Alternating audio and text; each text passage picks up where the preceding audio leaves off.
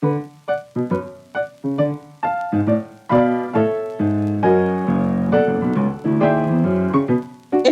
your life as a river of life. You've started one place, you've meandered along, you've hit certain milestones, and you've come to where you are now. And then at some point in the far distance, death is there. It's going to be there. But start from where you are now and where you're going to end up eventually.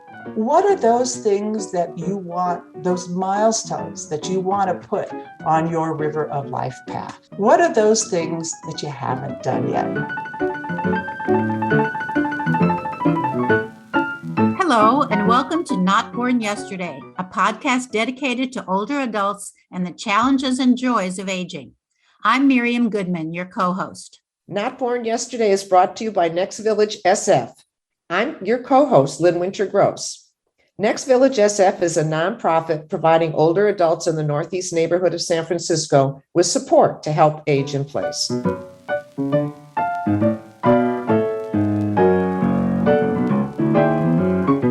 Today at Not Born Yesterday, our topic is purpose. It's a big word filled with meaning and often misunderstood.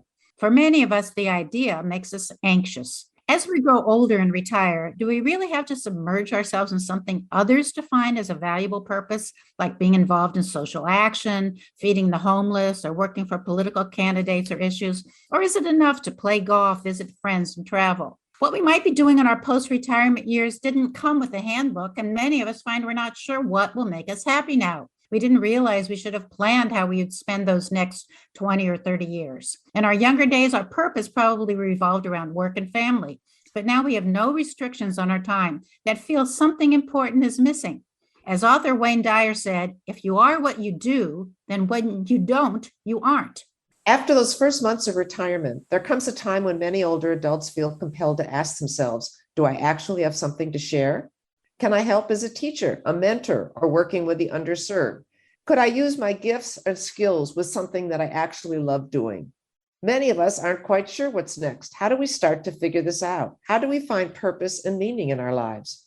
Our guest today, Daphna Noily, is here to help us with this dilemma. Daphna spent her first career in community organizations and educational institutions, and now is in her encore career. She's a certified executive coach through the Haas School of Business at UC Berkeley. She describes what she does as helping people through life's transitions in their personal and professional lives. Welcome, Daphna.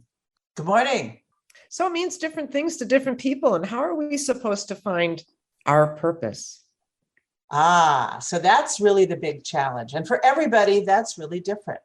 It's the drive that motivates one towards a satisfying future and helps to get the most of things that one does now.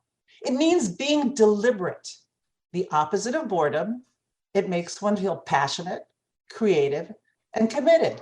It could be all kinds of things. It could be making a difference in one circle of influence on the micro level with your spouse, your partner, your children, your grandchildren. It could be improving the world on the macro level, volunteering for a worldwide organization, doing something important, volunteering for a political campaign. It could be identifying and prioritizing the things that truly matter to you, okay? It could be doing something constructive to accomplish these objectives. It means remaining relevant in today's world. It means having a reason to be alive. We've been reporting on this podcast and it's reading a lot that says that older adults today are happy. They're the happiest age groups, supposedly.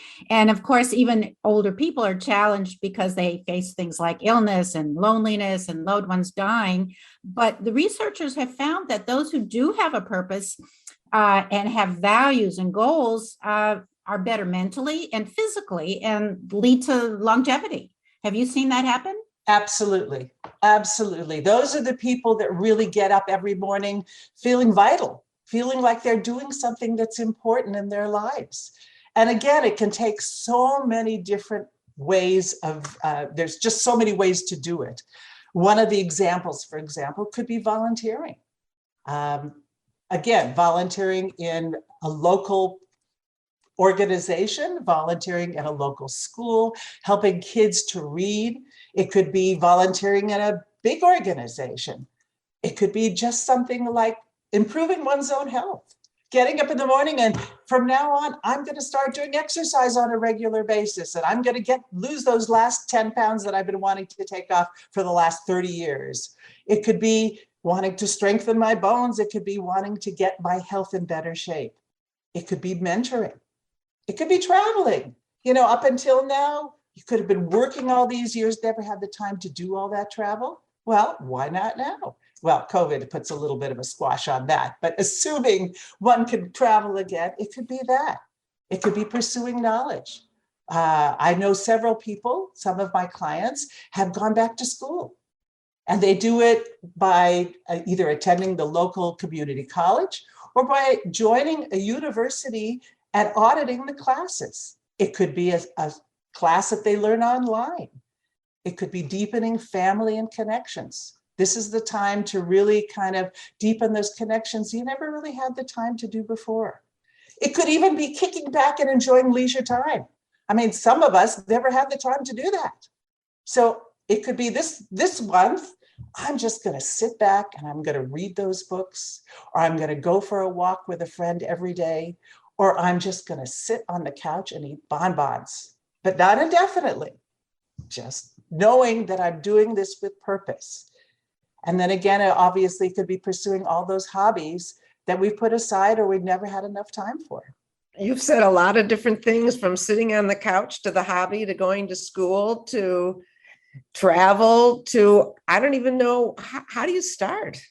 Well, that's probably the biggest challenge. And I would say many times it's easier to work backwards. So one of the exercises that I like to give clients that I'm working with is to say, envision your life as a river of life. You've started one place, you've meandered along, you've hit certain milestones, and you've come to where you are now. And then at some point in the far distance, death is there, it's going to be there. But start from where you are now and where you're going to end up eventually. What are those things that you want, those milestones that you want to put on your river of life path? What are those things that you haven't done yet? And try to plot them in. Actually sit down with a piece of paper and a group of pencils and try to draw it out and put in, what are those things that you'd like to do? That trip to Morocco that I never did, or reading Dostoevsky or whatever it is. Put those in, plot those in, and then try to think about, all right, where am I health-wise? What am I physically capable of doing now that I might not be capable of doing later on?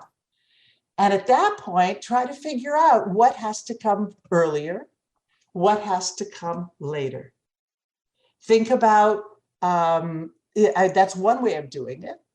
I would say another way of doing it is think about, what are your values? Make a list of all of the values that are important to you. And then try to put them in priority order. And then try to figure out, how can I live those values? What are actual actions that I can take so I can live those values? How do we stop being judgmental about what's valuable as a purpose? Being judgmental, I think, is part of the human condition. I think it's something we all kind of do. We judge people the minute we see them. One of the things I've learned through my coaching is that you never know what's underneath. Everyone has a story. Everybody has something that is valuable to contribute. And that if you judge something initially just on the surface, you'll never get to that. Same thing with any activity that you might try. If you say, oh, I can't draw, I'm never going to do that. But if you don't give it a shot, you really don't know whether or not you can. So it's hard not to judge, and it's hard not to put that in front of you and say, oh, I'm not going to do that. So maybe you say to yourself, this is a time in your life I could experiment. I can try new things. I can taste new things that I would have never tasted before. I can attempt to do something, given my physical limitations, that I would have never done before. Maybe I'll like it. Maybe I'll hate it. But you know what? I'm at a place in my life that I have the freedom to say, if I don't like it, I don't have to do it. I understand that you suggest that when people are looking for a purpose, sometimes they write their own obituary and they focus on things that they want to be remembered by. That sounds kind of difficult, but probably interesting. How do you start with this? Explain the approach. I'm not sure you actually have to write the real obituary. And sometimes we tend to make somebody grander in death than they were in life. But by doing that, it really kind of gives one reflection on what are the important things in their life and what's missing. And if you still have 10, 15, 20, 30 years to live, what can you do about that? I was thinking as you talked about it, yeah, so now you're writing what's important to you, what you want to pass on, and it helps you determine what you want to do with the rest of your life. Exactly. Well, Daphna, I think you've given us all a lot to think about and a lot of information, and I hope our listeners are going to really think about purpose and what they really want to do with the rest of their lives as well. So thank you so much for being our guest. Well, thank you. This has been delightful.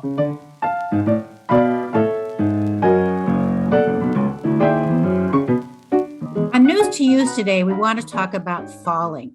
As we get older, the likelihood of falling increases, no matter how careful or fit we think we are. You may be surprised to learn that 1/4 of Americans over the age of 65 fall each year. Falls are the most common cause of non-fatal trauma among older adults and often result in hip fractures, broken bones, and head injuries. Many of us just assume falling is a normal part of aging and don't wonder why. The reason we are more likely to fall is because we lose muscles as we age. Strength and balance training can help prevent falls. Check out your local gyms or buy weights yourself and follow a weight training class on your computer. But most falls can be prevented. Since they often occur in our own homes, we have some suggestions for some practical things you can do. First, it's important to stay in shape and continue to exercise. Use a cane or walker if you need it, and watch your surroundings. Check out your front steps. If they're cracked or wobbly, get them fixed.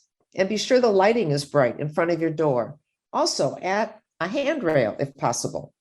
Look around your kitchen. Are there items you frequently use that are hard to reach? Move them down lower so you aren't dependent on a step stool or a chair, as you could easily slip.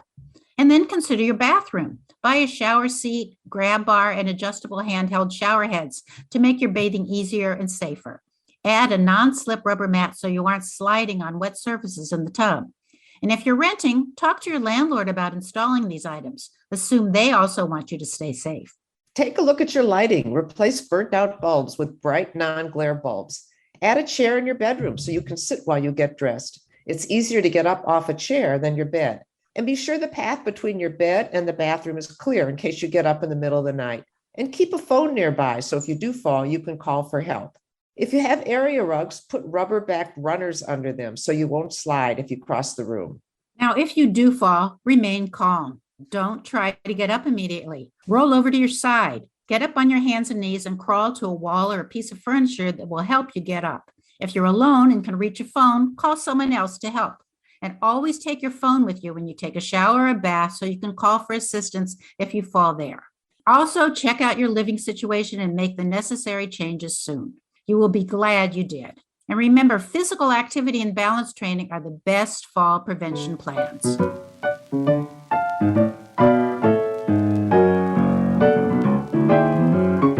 That's our podcast for today. Our guest was life coach Daphna Noily. Our engineer is Jason Dahlstadt, and our theme music is from Hook Sounds. You can learn more about Next Village SF at nextvillagesf.org. And thanks to you for listening. If you have ideas or subjects you want us to discuss, please contact us at notbornyesterday@nextvillagesf.org. Be well, stay strong, and remember, you weren't born yesterday. I'm Lynn Winter Gross. And I'm Miriam Goodman.